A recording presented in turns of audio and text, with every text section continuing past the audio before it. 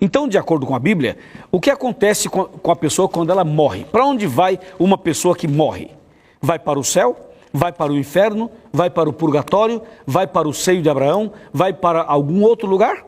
Vejamos o que diz Gênesis 3, no suor do teu rosto comerás o teu pão, até que tornes a terra, pois dela foste formado, porque tu és pó e ao pó tornarás.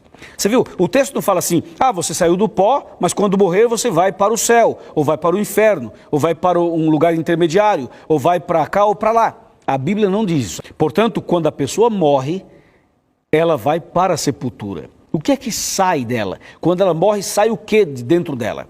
Só pode sair alguma coisa que foi colocado dentro dela. E o que é que Deus colocou dentro do homem quando Deus fez o homem? O sopro de vida. O sopro. Entendeu? O fôlego de vida. Isso Deus colocou. Então veja, quando a pessoa morre, ao invés de você pensar assim, sai uma alma ou sai um espírito, uma entidade, por que você não diz assim, sai o fôlego de vida? Que é o que diz a Bíblia, é o que diz a palavra de Deus. Agora, existem, claro, se você for entrar um pouco mais a fundo no assunto, vai perceber que a palavra alma, ela tem vários significados. E a palavra espírito também tem vários significados. E só para você ter uma ideia, o livro de Eclesiastes, no capítulo 9 e também no capítulo 12, trata um pouco desse assunto. Em alguns versos da Bíblia, Deus chama o fôlego de vida de espírito, mas o espírito com E minúsculo, ou seja, não é uma entidade, é o sopro de vida mesmo. É que às vezes ele pode ser chamado de espírito de vida, que é o fôlego. Só que tem textos que usam a palavra espírito e tem textos que usam a palavra respiração ou a palavra fôlego de vida. Falando em Eclesiastes, falando em Salomão, veja o que ele escreve no livro de Eclesiastes sobre esse assunto.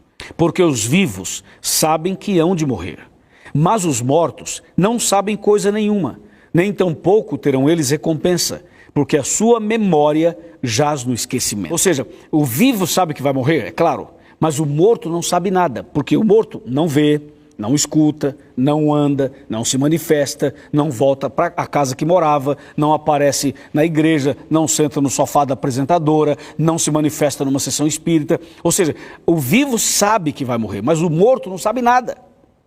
Ele está morto. E o texto bíblico é claro quando diz assim, o verso 5 quando diz assim, nem tampouco eles terão recompensa, porque a sua memória jaz no esquecimento. Veja, isso é muito claro. Agora, o verso 6, amor, ódio e inveja, para eles já pereceram. Para sempre não têm eles parte em coisa alguma do que se faz debaixo do sol. Veja, diz a Bíblia que os mortos, para sempre, não vai ter mais lugar, não vai ter mais espaço, como diz o verso 6, não vai ter parte em coisa alguma do que se faz debaixo do sol. Mostrando que a pessoa, quando morre, ela não volta para ter mais uma parte. Quando a pessoa morre, vai para a sepultura e ali fica esperando a ressurreição. Haverá ressurreição para os fiéis e para os infiéis, para os justos e para os ímpios. A diferença é que a ressurreição dos justos ocorrerá na volta de Jesus e a ressurreição dos ímpios ocorrerá depois do milênio. E outra diferença, os justos ressuscitarão para a vida eterna e os ímpios ressuscitarão para a condenação eterna, para o juízo final, certo? Para confirmar isso mais ainda, eu chamo você para Jó, para o livro de Jó. O livro de Jó, no capítulo 7, tal como a nuvem se desfaz e passa, aquele que desce à sepultura jamais tornará a subir, nunca mais tornará a sua casa, nem o lugar onde habita o conhecerá jamais. Esse texto aqui, ele elimina qualquer possibilidade da pessoa falar, eu vi meu pai que já morreu, apareceu à noite, apareceu no quarto, apareceu não sei aonde, balançou a cortina, eu fiquei todo arrepiado, olha, tem alguém aqui e tal. Quer dizer, pode ser que tenha alguém, mas que não é a pessoa que morreu, não é. É o inimigo. O inimigo de Deus é que usa esse artifício para tentar defender uma mentira que ele estabeleceu lá no Éden. A mentira qual é? Certamente não morrerás. Como ele disse que certamente não morrerás, então ele cria esses vários artifícios, ele aparece em forma de quem morreu, ele imita a voz da pessoa que já morreu, ele imita várias coisas da pessoa que já morreu.